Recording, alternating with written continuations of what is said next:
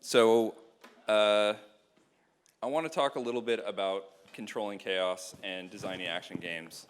I have to click my computer and this thing, so bear with me. I will probably forget one or the other. So my name is Adam Bormann. I'm a lead gameplay designer from 2K Games in Nevada, California.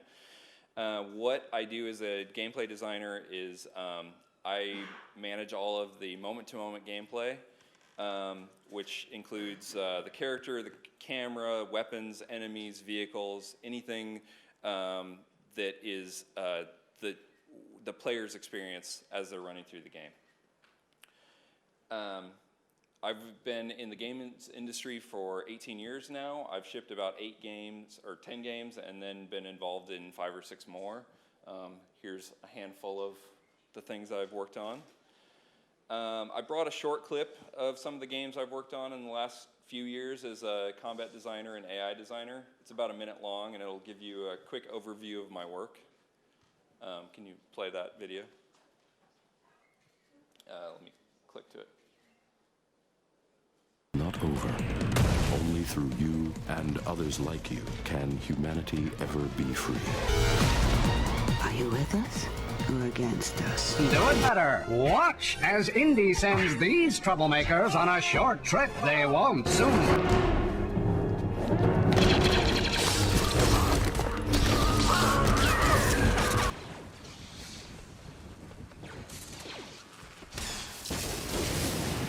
He's on the run. Go! I don't know what kind of... I wanted to give a talk about how to build a better stormtrooper. Out of his misery. So you won't get...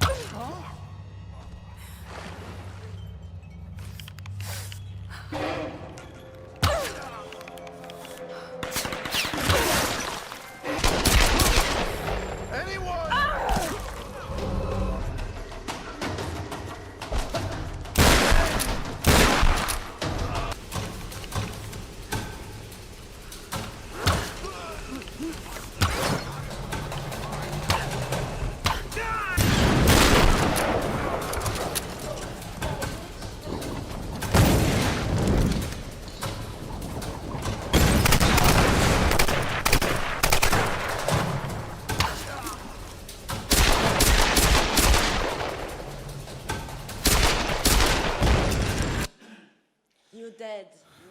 So what I really like about this clip of Tomb Raider is it's just a clip I found on YouTube. And this is the hardest combat we have in the game. It was the thing that we had to work on the longest, and we had to iterate on it over and over and over. But this person has no problem with it. They are switching weapons, they're moving around the space, they're using all of the tools the way that we intended them to, and it's just someone who really is in control, even though it's the most chaotic scene in our game. And for me, that's really the key to combat, is for the player to be able to control the chaos and be in control and feel like they know what they're doing, they understand their tools, and they understand what they're trying to do. And to me, that's what compelling combat is. Compelling combat is combat where you have to create an environment where the player can learn the tools, recognize and learn the patterns, prioritize and optimize combat, and they need the right level of intensity, and they need the right level of challenge or difficulty.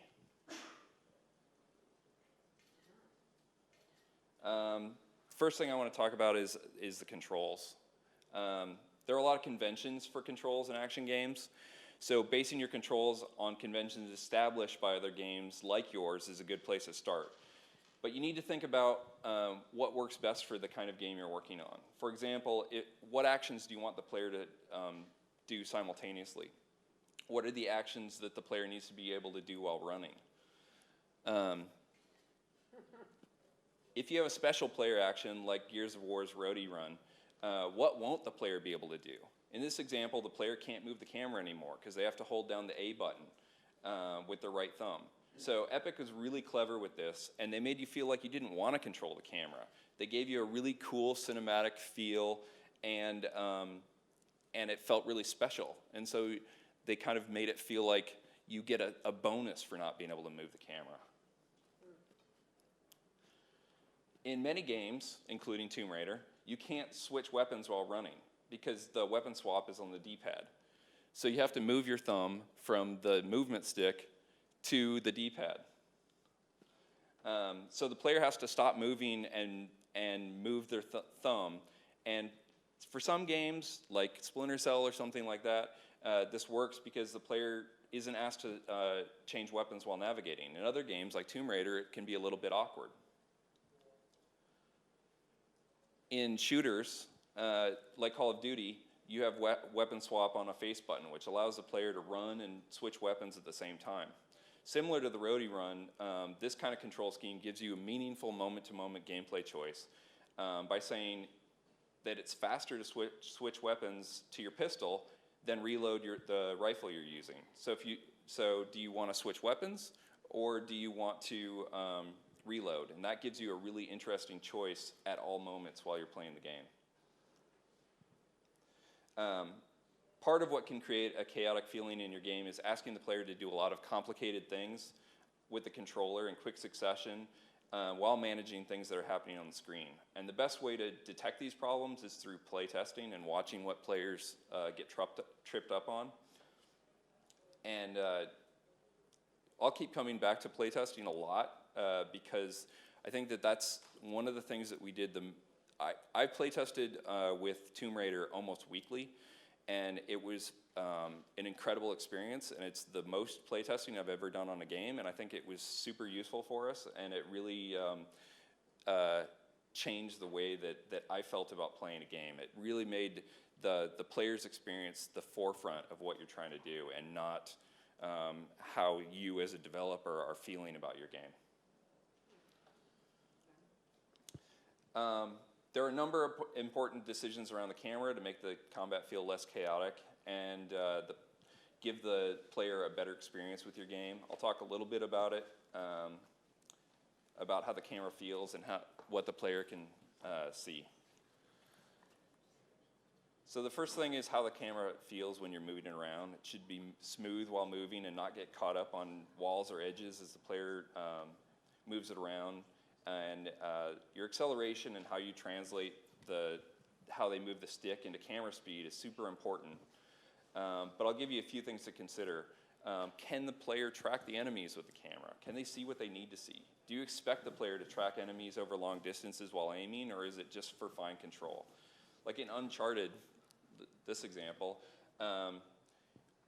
one thing that people do without even noticing while they're playing this is that they only use aiming for really fine-tuned controls when they're trying to move very short distances. When they want to try to find an enemy, they actually drop out of their aiming camera and then spin the camera around faster in their exploration camera. This works really well with a cover shooter because when you let go of the aiming camera, you drop back down into cover, and so their game mechanics work really well together that way.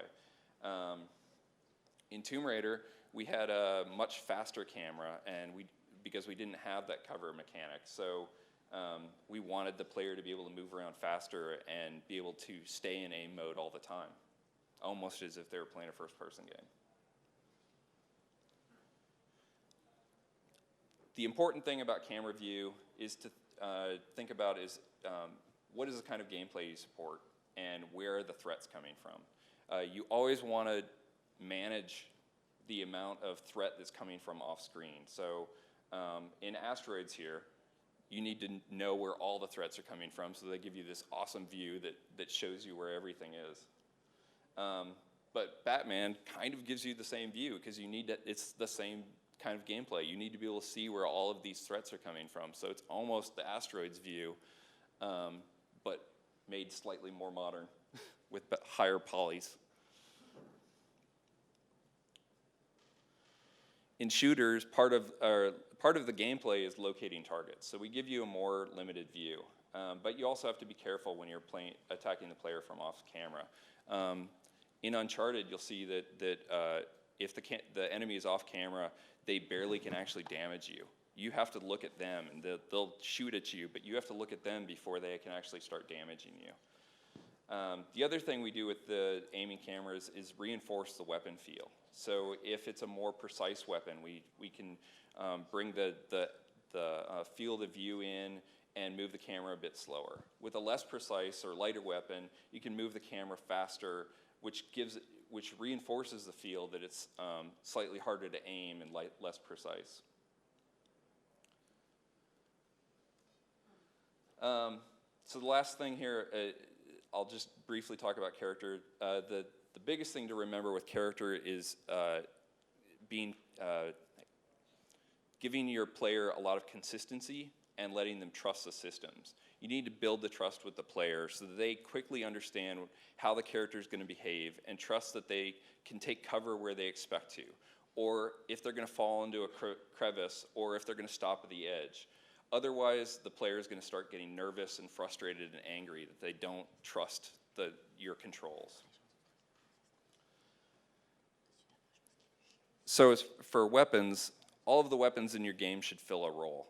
There shouldn't be a whole lot of overlap between different weapons, even if that means pushing away from the realism and focusing on what really makes each type of weapon different. The classic way to differentiate range weapons is rate of fire versus damage versus accuracy. Rate of fire really means the time between shots as well as the time it takes to reload. Accuracy can be broken down into how straight does each bullet fly and how easy it is to control, how much kickback is there, or things like that. We can use these trade-offs to map our game's weapons and make sure that we're giving each weapon a unique and understandable role and identity in combat. And that's why in that example from Tomb Raider, you're seeing the guy switching weapons a lot because he understands the role and the place for each of these weapons. And we'll look at a couple of examples here. Pistols are fairly accurate up close and have a decent rate of fire, but they require the player to squeeze the trigger for each shot. Shotguns have a wider spread, so they're easier to hit, but they're usually have very low effective range, and it takes longer to reload. Sniper rifles have a lower rate of fire, and their accuracy is really good, and their damage is the best at range. And then we'll add some other weapons. That one, this one, this one. So you bring all these together, and you see that they all fill different roles. But in my example, I kind of based it on their real-world counterparts. And what I really want to do is push these to be even farther apart so that everything is really filling its own kind of role and have a different place in combat. These differences in weapons really become important when you ask the player what weapons did they want to use or bring with them at any time. What kind of ammo do they want to stock up on? What weapons do they carry with them and which ones do they drop? This is most interesting in games when you only have a few weapons you can carry at once, like Uncharted or Halo.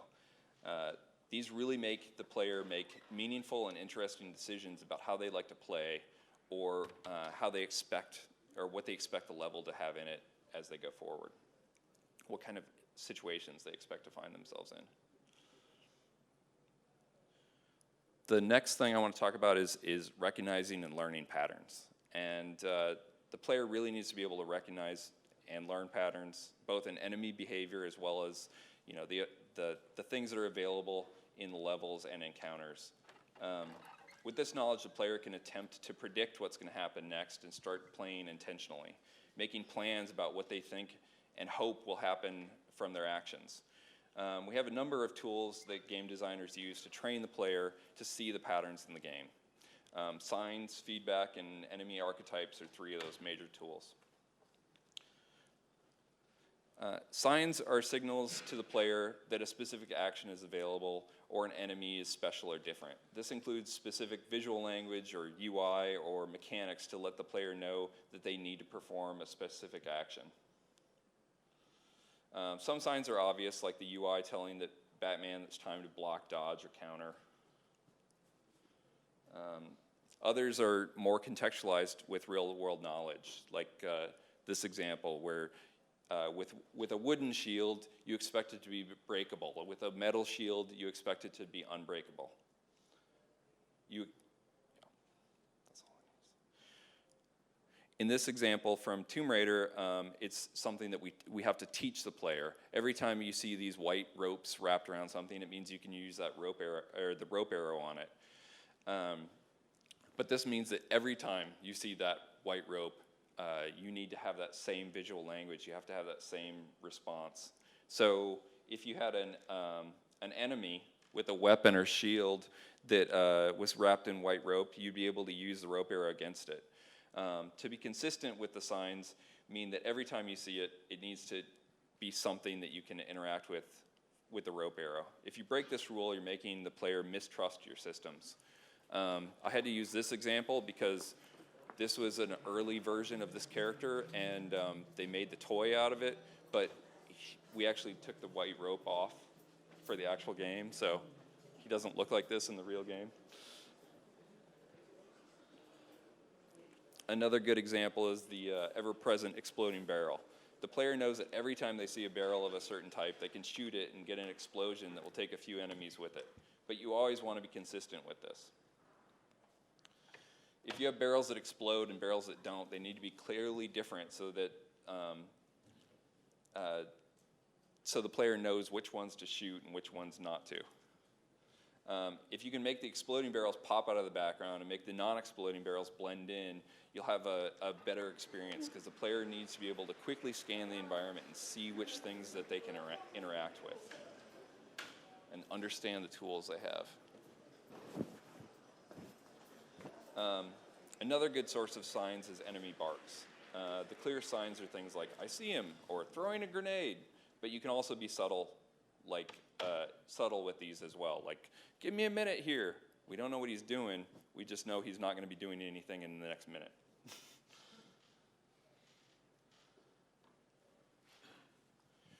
So feedback. Feedback is the game letting the player know if their actions have been successful or unsuccessful. Feedback can be hit reactions, animations, visual effects, audio cues, or the lack of any of these things.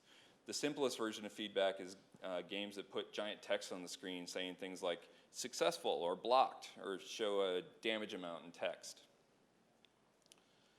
An example of a game that does this a lot in combat is the Borderlands series. Borderlands gives you a lot of feedback. They show you attack damage amounts. They let you know if you're using the right kind of damage or if you're using the right kind of weapon. More realistic games, like Tomb Raider, have to use multiple levels of hit reacts or pain grunts, the visual effects. If you see a big pain reaction from an enemy or hear them yelp in pain, you know you get feedback that you did the right thing. If you get a light reaction or no reaction, or the enemy laughs off your action, you got feedback that you need to try something else. This shot from Tomb Raider, you see multiple elements of feedback. The hit react the enemy is playing, the blood visual effects. At the left side of the screen, you're getting XP and bonus XP for getting a headshot. The feedback that you can't see in the screenshot is the death grunt the enemy is playing, which is distinct from any other sound the enemy makes, and the controller rumbling from firing the bow. This clear and consistent feedback is essential for the player being able to read what is happening in combat and being in control. Some of the most important patterns action games ask the player to learn are the enemy archetypes. What I call an enemy archetype is a package of everything that makes up an enemy, including what they look like, what equipment or weapons they're carrying, how they move and sound, how much damage they can take, and what behaviors they have. Each archetype should be visually distinct from each other archetype.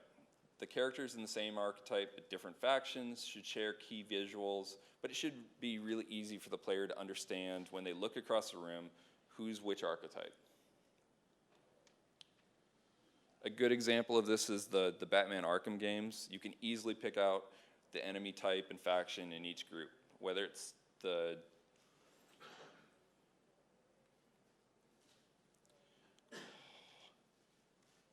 notes vanished.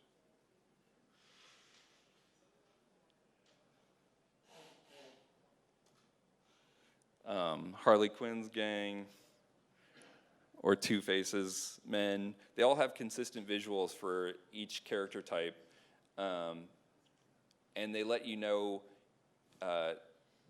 which guys are going to be melee attackers, which guys are snipers, which guys have knives, which ones are the martial artists, and they understand that, especially for a game like Batman, you need to be able to look at a huge room of people and know what each enemy type is and how the player needs to respond for each of them.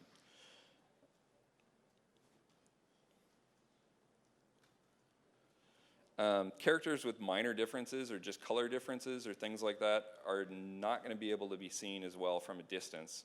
Not to pick on Watch Dogs here. Or in a dark and foggy environment, it's hard to really tell who's who. So if these don't work, what does? So I'll use Ubisoft as a great example here. The things that are easiest for the player to learn and perceive is the character silhouette. What I mean by the silhouette is not just the outline, but a combination of the silhouette of the character, the large equipment they're carrying, and the pose that they're in, and how they stand. Here's an example from Assassin's Creed 4, which I think does a great job. If you look at these examples, you can tell the differences very clearly. The body size is different from thin to bulky, the shapes of the clothing and hats are unique, and the equipment has a distinct shape. They're very distinct poses, and they stand and carry themselves differently. And the distances, or the differences stand out at a distance as well. The second most important visual element is how the archetype moves. It's easy to perceive the differences in speed and style of movement. Do they run from place to place hunched over, or they move more upright and lumbering? These are really easy things for the player to learn, but in games that are more realistic, characters often end up moving similarly, so we use a combination of silhouette and movement style to give us clear differences. The next thing is the more detailed things like the style and color of clothing they're wearing, whether they're armored or little things like this. These kinds of details are best for making distinctions between variations in the same archetype or the same archetype in different factions. They're very different for the design of the character, but they're less important for creating a compelling combat experience. This is a great example from that Assassin's Creed 4, where they show the same character and how it stays consistent across the different archetypes.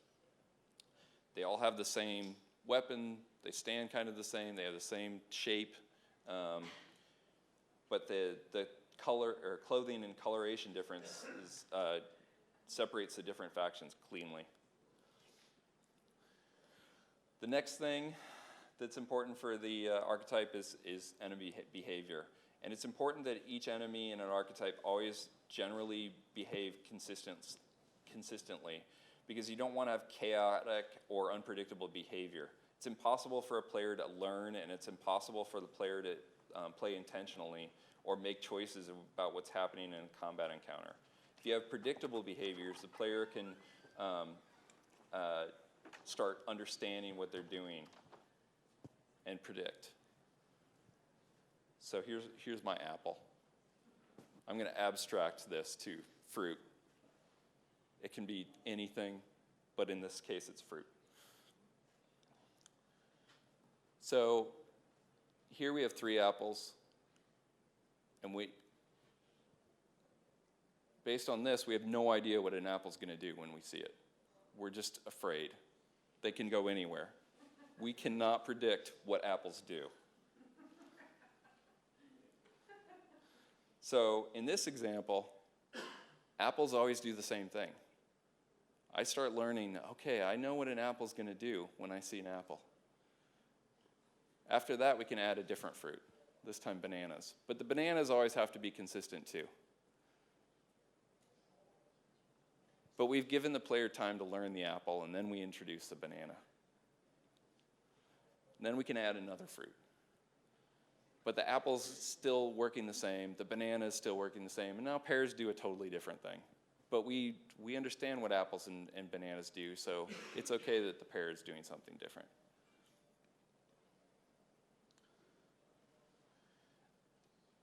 But because these patterns are always the same, the player can predict and anticipate what's going to happen, and they can make decisions about how to prioritize between the different fruits based on what they expect.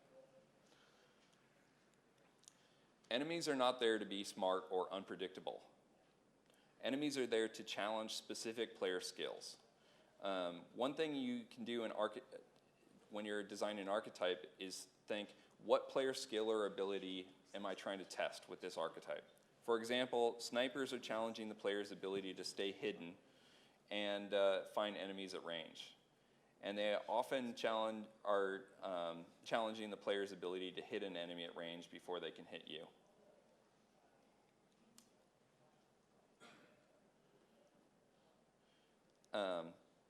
Looking at the combat role of the archetype is going to give you some information you can use to configure them. For example, if you take this charging character, it's challenging in a shooter to hit a fast-moving target that's charging at you, so it's generally better to give them less health, and so when the player succeeds, you only have to succeed once or twice before you're done with them. Slower characters that can take a lot of damage, you can you can either do like high damage output if you just want the player to focus on them, or low damage output if you want to be able to have the players switch around between different targets. Consistency in the archetype is very important for the player to make meaningful choices and play intentionally. But you have to give the player the space to learn the patterns. One of the things that you can do to make combat compelling is have different archetypes that fill different roles. Don't have a lot of overlap, just like we were saying with weapons. The player needs to be able to look at these different archetypes and decide which one is the best person to attack.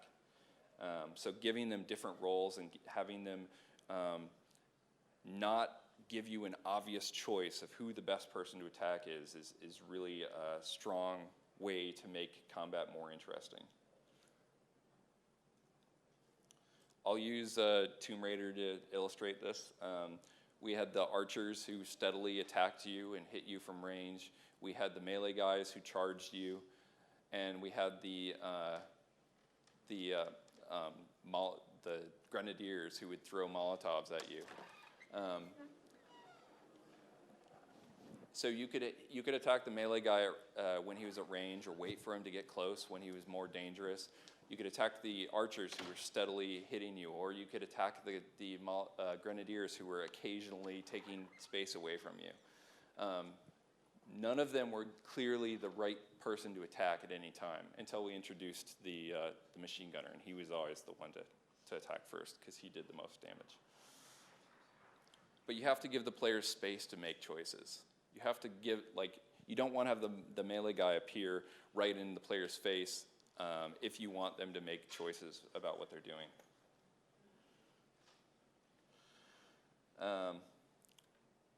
One thing that we do to see if the player is really doing this right is with something at 2K we call the checkpoint test. So are they playing this, if they die and repeat the same checkpoint over and over and over, are they playing the same way, or are they attacking different people?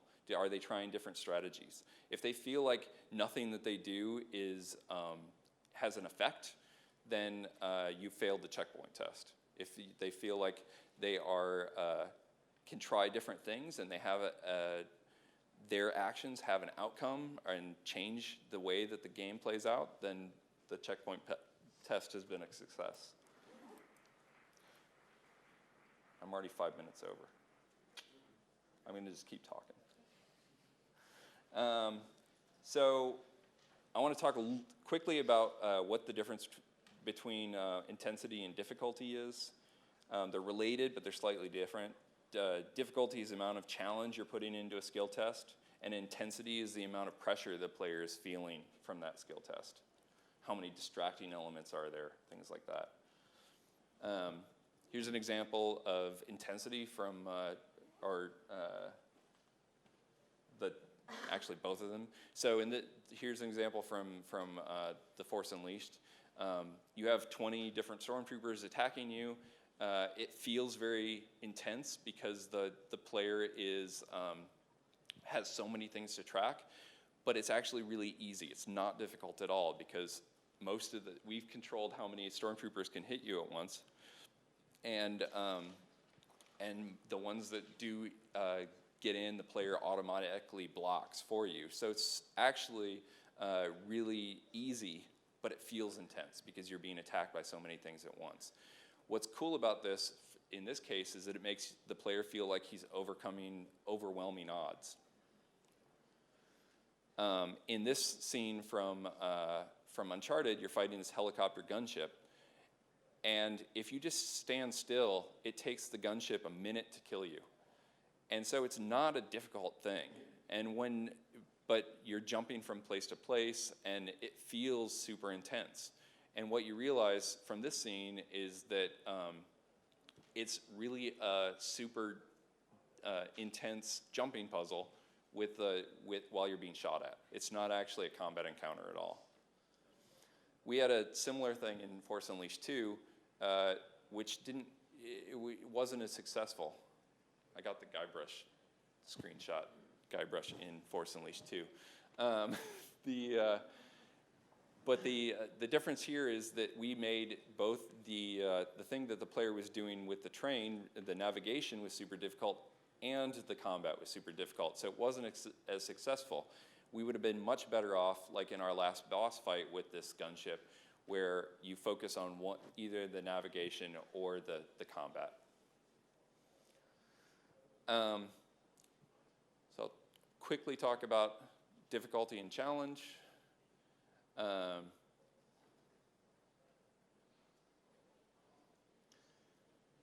first thing that you need to look at is the skill checks. Taking cover and aiming and shooting are the big skill tests in a shooter. There's minor ones about tracking ammo and picking up new weapons and using this play space strategically, but the big thing is aiming and shooting. So you need to be able to find the enemies and be able to track them and hit them and not get hit yourself.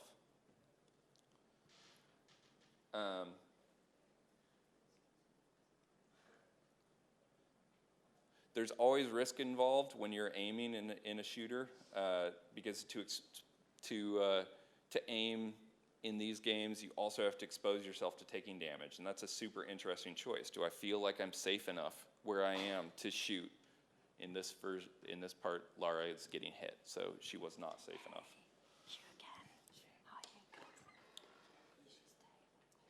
Okay, I'm going to speed through some of these things.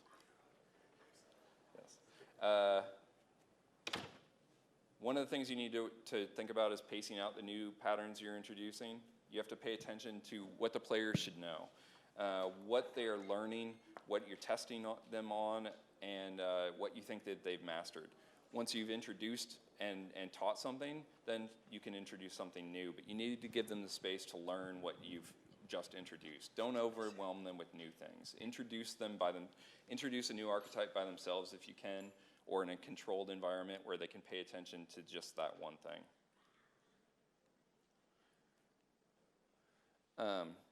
And then intensity. The best way to gauge intensity is to play test and watch how people react. If they're moving the camera around wildly or getting lost and killed where you don't expect them to, it might be too intense. You can ask them how they felt about each combat and watch to see if they feel like they're in control.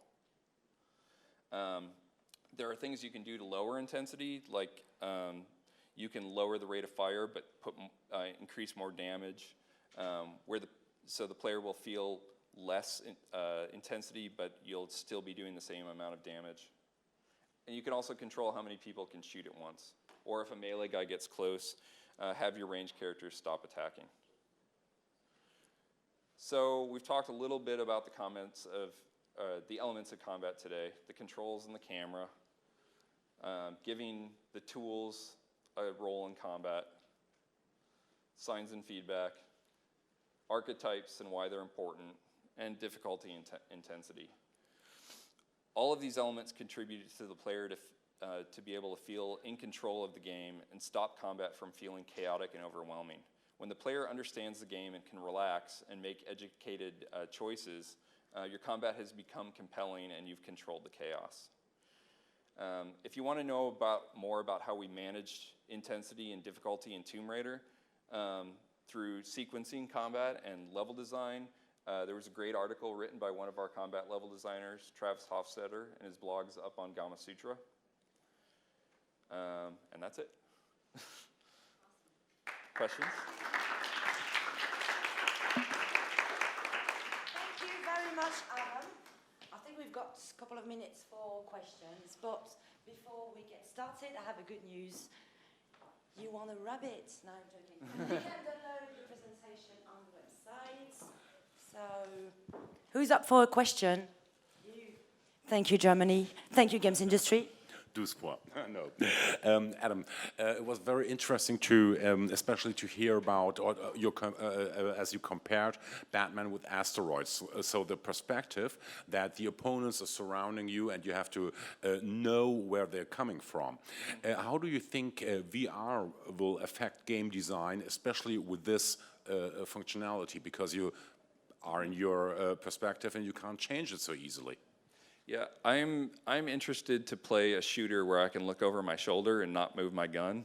I think that will be really interesting. I don't know how it's going to change things because we don't want. Right now, we only have a few places where it's really fluid, where you can control your body in the same way that you're controlling your where you're shooting and things like that. So I'm interested to see how this develops. I don't have the answer yet, because most of the time, I have a lot of friends who are playing Elite with the Oculus and things like that, but that's still using the keyboard or controller. Until you have a more physical thing that you can use, you're still going to be limited in how you can interact with the world. So even if you can see over your shoulder, see where an enemy's coming from, it's still difficult to get over there.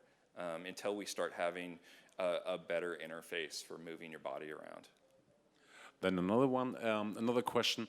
You mentioned that it's important that the player is able to learn patterns. Mm-hmm. Do you think you could overdo AI in a game also? Yes. So if you do too much emotions or simulate too much emotions, for example? Yes, I definitely think that AI. I've been doing AI design for 12 years now, and I feel like when I was early in my career, it was about what I could do as an AI designer to make the AI clever. And then at one point I realized it's not really about that. It's about challenging the player.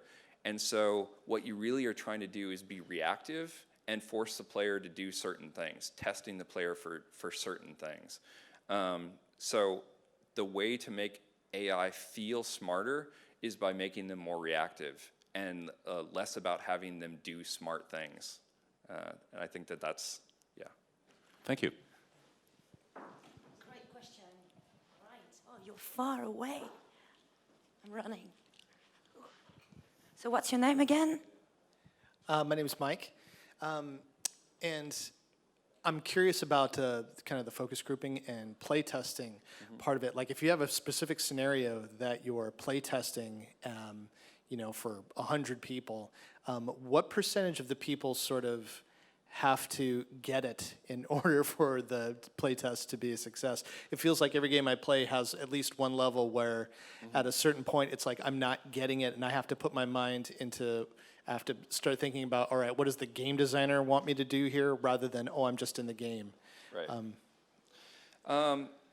I think that one of the things that we often did with Tomb Raider is we asked them to make a rating, and then we would generalize the ratings of how they felt about like what's the average rating for each encounter, both combat and non-combat.